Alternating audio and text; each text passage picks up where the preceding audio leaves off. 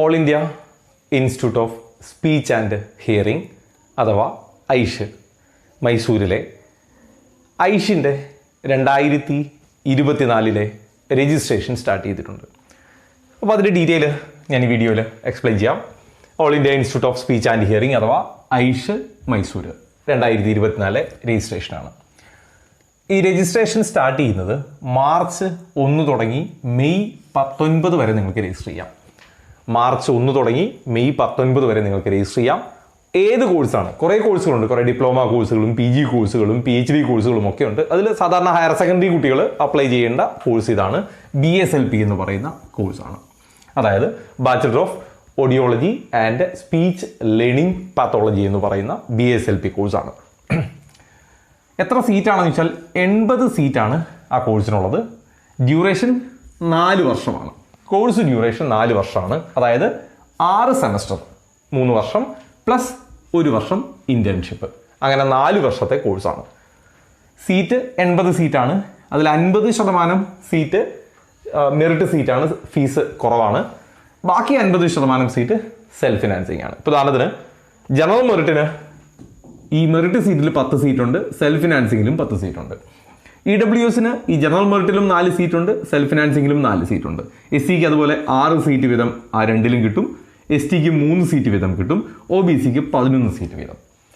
ബാക്കി കുറച്ച് seat north east കാൻഡിഡേറ്റുകൾക്കും ഫിസിക്കൽ ഡിസബിലിറ്റിക്കും ഡിപ്ലോമ ഹോൾഡേഴ്സ് അങ്ങനെയുള്ള കാറ്റഗറിക്ക് പെട്ടതാണ്.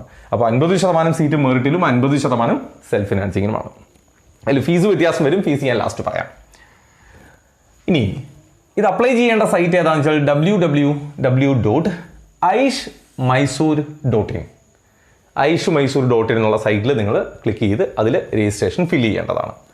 ഇതിൻ്റെ എക്സാം എന്താണെന്ന് ചോദിച്ചാൽ, അല്ലെങ്കിൽ എന്നാണെന്ന് ചോദിച്ചാൽ ജൂൺ 9 ഇതിൻ്റെ എക്സാം. ഒറ്റ ദിവസമാണ്, ഒറ്റ സെഷനാണ്. പല ദിവസങ്ങളായിട്ട് പല സെഷനായിട്ട് നടത്തുന്നതല്ല. ജൂൺ 9 ഒറ്റ സെഷനായിട്ടാണ് എക്സാം. കേരളത്തിലെ എക്സാം സെൻറ്റർ കോഴിക്കോടും തൃശ്ശൂരും മാത്രമാണ് ഇപ്പോൾ പറഞ്ഞിരിക്കുന്നത്. വേറെ അപ്ഡേറ്റ് വരികയാണെങ്കിൽ അപ്പോൾ ഞാൻ ഡീറ്റെയിൽ അറിയിക്കാം. നിലവിൽ കോഴിക്കോടും തൃശ്ശൂരുമാണ്. ഈ രജിസ്ട്രേഷനുള്ള ഫീ എത്രയാണെന്ന് ചോദിച്ചാൽ general category, EWS, OBC, NCL എല്ലാവർക്കും 1625 രൂപയാണ് രജിസ്ട്രേഷൻ ഫീ. എന്നാൽ SC, ST, ഫിസിക്കൽ ഡിസബിലിറ്റി ഉള്ള കാൻഡിഡേറ്റ് 1225 രൂപ രജിസ്ട്രേഷൻ ഫീ കൊടുക്കണം. ഇത് റീഫണ്ട് കിട്ടില്ല. അതായത് നോൺ റീഫണ്ടബിൾ രജിസ്ട്രേഷൻ ഫീ ആണ്. ഇനി ഇതിൻ്റെ എലിജിബിലിറ്റി എന്താണ്? +2 ക്വാളിഫൈഡ് ആയിരിക്കണം. അതായത് അപ്പിയറിംഗ് ഓർ പാസ്ഡോ ആയിരിക്കണം. ഏതൊക്കെ ഉണ്ടാവണം? Physics, chemistry, biology, maths. ഈ ഫിസിക്സ്, കെമിസ്ട്രി ഉണ്ടാവണം. ബയോളജി അല്ലെങ്കിൽ മാത്സ് അല്ലെങ്കിൽ ബയോടെക്നോളജി അങ്ങനെ ഇതിൽ ഏതെങ്കിലും ആവാം. പക്ഷേ ഫിസിക്സ്, കെമിസ്ട്രി ഉണ്ടാവണം. ഈ രണ്ടെണ്ണം ഓപ്ഷനിലാണ്. ഇത് കൂടാതെ ഇപ്പോൾ ബയോടെക്നോളജി ഒക്കെ ആണെങ്കിലും പറ്റും. പക്ഷേ ഹയർ സെക്കൻഡറിയിൽ 50% മാർക്ക് ഉണ്ടാവണം. അത് ജനറൽ കാറ്റഗറിക്ക്, അതായത് ജനറൽ, EWS, OBCക്ക് എല്ലാം 50%. SC, STക്ക് 45% മാർക്ക് മതിയാവും. ഇപ്പോൾ അപ്പിയറിംഗ് ആയിരിക്കുന്ന കുട്ടികൾ റിസൾട്ട് വന്നതിന് ശേഷം ഈ എലിജിബിലിറ്റി ക്വാളിഫൈ ചെയ്തിട്ടുണ്ടെങ്കിൽ മാത്രമേ സീറ്റ് കിട്ടൂ. ഓക്കെ. ഇനി എക്സാമിൻ്റെ പാറ്റേൺ ഫിസിക്സ്, കെമിസ്ട്രി നിങ്ങൾ കമ്പൽസറി ആയിട്ട് എഴുതണം. 3 പാർട്ടാണ്. അല്ലെങ്കിൽ നിങ്ങളുടെ എക്സാമിൽ 3 സബ്ജക്റ്റ് നിങ്ങൾ എക്സാം എഴുതണം. ഫിസിക്സ്, കെമിസ്ട്രി കമ്പൽസറി ആണ്. പിന്നെ നിങ്ങൾക്ക് ബയോളജി അല്ലെങ്കിൽ മാത്സ് ഇതിലേതെങ്കിലും ഒന്ന് ചൂസ് ചെയ്യാം. ഇപ്പോൾ ഫിസിക്സ്, കെമിസ്ട്രി, ബയോളജി എഴുതാം, അല്ലെങ്കിൽ ഫിസിക്സ്, കെമിസ്ട്രി, മാത്സ് എഴുതാം. ഇത് രണ്ടും കമ്പൽസറി ആണ്.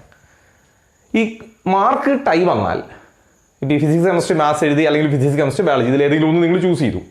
അപ്പോൾ ഇതിൽ ഫിസിക്സ്, കെമിസ്ട്രി, മാത്സ് എഴുതിയ ഒരു കുട്ടിക്കും ഫിസിക്സ്, കെമിസ്ട്രി, ബയോളജി എഴുതിയ മറ്റൊരു കുട്ടിക്കും ഒരേ മാർക്കാണെങ്കിൽ ബയോ എഴുതിയ കുട്ടിക്കാണ് പ്രിഫറൻസ്. അപ്പോൾ ബയോളജി സെലക്ട് ചെയ്തവർക്കാണ് ടൈ വരുന്ന കേസിൽ പ്രിഫറൻസ് കൊടുക്കുക. അത് ഓർക്കുക. റൈറ്റ്. ഇനി സിലബസ് CBSEയുടെ +1, +2 ടോപ്പിക്കിൻ്റെ ബേസിലാണ് എക്സാമിൻ്റെ സിലബസ് നടക്കുക. അതേപോലെ കമ്പ്യൂട്ടർ ബേസ്ഡ് ടെസ്റ്റാണ്. 150 ക്വസ്റ്റ്യൻ ഉണ്ടാവും. ഞാൻ നേരത്തെ പറഞ്ഞു ഫിസിക്സ്, കെമിസ്ട്രി, ബയോളജി അല്ലെങ്കിൽ ഫിസിക്സ്, കെമിസ്ട്രി, മാത്സ് ഇത് 3ൽ നിന്നുമായിട്ട്. അതായത് 50 ക്വസ്റ്റ്യൻ ഫ്രം ഈച്ച് സബ്ജക്ട്. ഫിസിക്സിൽ നിന്ന് 50 ക്വസ്റ്റ്യൻ ഉണ്ടാവും, കെമിസ്ട്രിയിൽ നിന്ന് 50 ക്വസ്റ്റ്യൻ ഉണ്ടാവും. നിങ്ങൾ ബയോ എടുത്താൽ ബയോളജിയുടെ 50 ക്വസ്റ്റ്യൻ, മാത്സ് എടുത്താൽ മാത്സിൻ്റെ 50 ക്വസ്റ്റ്യൻ. അങ്ങനെ 150 ക്വസ്റ്റ്യൻ ഉണ്ട്. ഒരു സബ്ജക്റ്റിന് 50 ക്വസ്റ്റ്യൻ.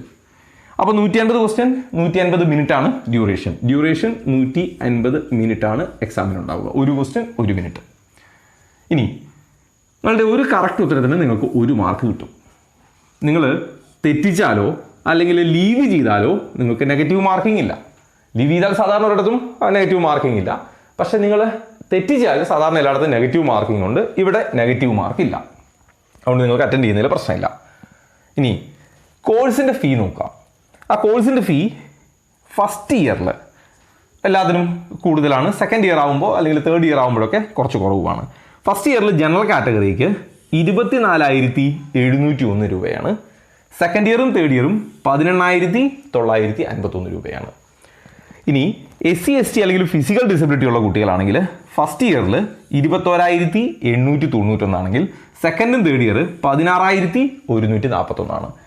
എല്ലാവരുടെയും ഫസ്റ്റ് ഇയറിൻ്റെയും സെക്കൻഡ് ഇയറിൻ്റെയും തേർഡ് ഇയറിൻ്റെയും ഫീ ഞാൻ പറഞ്ഞു. സെക്കൻഡ് ഇയറിനും തേർഡ് ഇയറിനും ഒരേ ഫീ ആണ്. SC/ST ഫിസിക്കൽ ഡിസബിലിറ്റിയുടെയും ഫീ പറഞ്ഞു. ഇത് ആ മെറിറ്റ് സീറ്റിൻ്റെതാണ്. ഞാൻ മുമ്പ് പറഞ്ഞിരുന്നു 2 കാറ്റഗറി ഉണ്ട്. ഒന്നൊരു മെറിറ്റ് സീറ്റ് വരുന്ന 50%. അപ്പോൾ ഈ മെറിറ്റിൽ കയറിയിരിക്കുന്ന എല്ലാവർക്കും ഇതാണ് ഫീ. അതായത് ജനറൽ, EWS ഒക്കെ ഈ ഫീ, SC/ST ഒക്കെ ഇതാണ് ഫീ. OBCക്കും ഈ ജനറലിൻ്റെ ഫീ തന്നെയാണ്. നേരെ തിരിച്ച് നമ്മൾ ബാക്കി പറഞ്ഞ ഒരു 50% സെൽഫ് ഫിനാൻസിങ് ഉണ്ടല്ലോ, ആ സെൽഫ് ഫിനാൻസിങ്ങിന് നിങ്ങളുടെ ഫീ നിങ്ങൾ അടയ്ക്കേണ്ടത് 82,951 രൂപ ഫസ്റ്റ് ഇയറിലും സെക്കൻഡ് ആൻഡ് തേർഡ് ഇയറിൽ 77,951. അതായത് ഒരു ക്ലാസ്സിൽ 80 സീറ്റ് ഉണ്ടെങ്കിൽ അതിൽ 50% സീറ്റ് 40 സീറ്റ് മെറിറ്റും ബാക്കിയുള്ള 40 സീറ്റ് സെൽഫ് ഫിനാൻസിങ്ങിലുമാണ്. അപ്പോൾ അതായത് ഇത്രയേ ഉള്ളൂ ലോജിക്ക്. ജനറൽ മെറിറ്റിൽപ്പെട്ടൊരു കുട്ടി, അവർക്ക് 10 സീറ്റ് മെറിറ്റിലുണ്ട്. ആ 10 സീറ്റിൽ ആദ്യത്തെ നല്ല റാങ്കുള്ള അല്ലെങ്കിൽ ടോപ്പ് റാങ്കുള്ള 10 കുട്ടികൾ കയറി അവരടക്കേണ്ടത് 24,701. 11ാമത്തെ കുട്ടിക്ക് 2 ഓപ്ഷനേ ഉള്ളൂ. ഇവിടുത്തെ സീറ്റ് കഴിഞ്ഞു. ഒന്നുകിൽ സെൽഫ് ഫിനാൻസിങ്ങിലെ ആ 10 സീറ്റിൽ ഒരെണ്ണം എടുത്തുകൊണ്ട് 82,951 അടയ്ക്കുക, അല്ലെങ്കിൽ ഈ സീറ്റ് വേണ്ട എന്ന് വയ്ക്കുക. ഇതേ ഉള്ളൂ ഓപ്ഷൻ. അതായത് നിങ്ങൾക്ക് അവിടെ പഠിക്കണമെങ്കിൽ മെറിറ്റിൽ കിട്ടിയില്ലെങ്കിൽ പിന്നെ ഒരു ഓപ്ഷൻ കൂടി അവിടെ ഉണ്ട്. സെൽഫ് ഫിനാൻസിങ്ങിൽ ഫീസ് 24,000 നിന്ന് 82,000 ആവും. ഇത് എല്ലാ കാറ്റഗറിക്കും ബാധകമാണ്. ഇപ്പം നമ്മൾ പറഞ്ഞു SC സീറ്റ് 6 സീറ്റ് ഉണ്ട് മെറിറ്റിൽ. 6 സീറ്റിൽ SC കാൻഡിഡേറ്റിന് 21,891 അടയ്ക്കുക. 7ാമത്തെ SC കാൻഡിഡേറ്റിന് വേണമെങ്കിൽ സെൽഫ് ഫിനാൻസിങ് സീറ്റ് എടുക്കാം, അല്ലെങ്കിൽ വേണ്ട എന്ന് വയ്ക്കുക. സെൽഫ് ഫിനാൻസിങ്ങിലെ സീറ്റിൽ 6 എണ്ണത്തിൽ SC അല്ലെങ്കിൽ 6 സീറ്റ് SCക്ക് ഉണ്ട്. ആ സീറ്റിലാണ് എടുക്കുന്നതെങ്കിൽ അതേ SC കാൻഡിഡേറ്റ് 82,000 രൂപ അടയ്ക്കണം. അതായത് മെറിറ്റ് സീറ്റ് ഫില്ലായതിനു ശേഷമാണ് സെൽഫ് ഫിനാൻസിങ്ങിലേക്ക് കുട്ടികളെ എടുക്കുക. കാരണം ഫീസ് കമ്പാരിറ്റീവ്ലി കൂടുതലാണ്. സെയിം ക്ലാസ് ആണ്, സെയിം കോഴ്സ് ആണ്. ഫീസ് കമ്പാരിറ്റീവ്ലി കൂടുതലായതുകൊണ്ട് പിന്നെ ആ സീറ്റ് വേണമെന്ന് ആഗ്രഹമുള്ളവർക്ക് സെൽഫ് ഫിനാൻസിങ് എടുക്കാനുള്ള ഒരു ഓപ്ഷൻ ഉണ്ട്. ഇല്ലെങ്കിൽ ആ സീറ്റ് നമുക്ക് വേണമെങ്കിൽ വേണ്ട എന്ന് ഒഴിവാക്കി നമുക്ക് അടുത്ത ഓപ്ഷൻ, നമുക്ക് കുറേ പ്ലാനുകൾ ഉണ്ടാവും. അതിലൊന്നായിരിക്കും BSLP എങ്കിൽ നിങ്ങൾക്ക് അത് വിഡ്രോ ചെയ്ത് ബാക്കിയുള്ള കോഴ്സുകൾക്ക് അപ്ലൈ ചെയ്യാം. ഓക്കെ, അപ്പോൾ ഞാൻ ഇതിൻ്റെ രജിസ്ട്രേഷനുമായിട്ട് ബന്ധപ്പെട്ട കാര്യങ്ങൾ വളരെ പെട്ടെന്ന് പറഞ്ഞു തീർത്തിട്ടുണ്ട്. ഇതിൻ്റെ ബാക്കി അപ്ഡേറ്റുകൾ വരുമ്പോൾ ഞാനത് കമ്മ്യൂണിറ്റിയിൽ ഇടാം. നിങ്ങൾക്ക് എന്തെങ്കിലും സംശയം ഉണ്ടെങ്കിൽ ഞാൻ ഇതിൻ്റെ എൻഡിൽ എൻ്റെ നമ്പർ കൊടുത്തിട്ടുണ്ട്, അതിലേക്ക് വാട്സപ്പ് ചെയ്താൽ മതിയാവും. എൻട്രൻസ് സംബന്ധമായ വാർത്തകളും അപ്ഡേഷനുകളും ഏറ്റവും വേഗം ആധികാരികമായി അറിയാൻ സബ്സ്ക്രൈബ് ചെയ്യുക, ബെൽ ഐക്കൺ അമർത്തുക. ഈ വീഡിയോ മറ്റു സുഹൃത്തുക്കളിലേക്കും ഷെയർ ചെയ്ത് നൽകുക.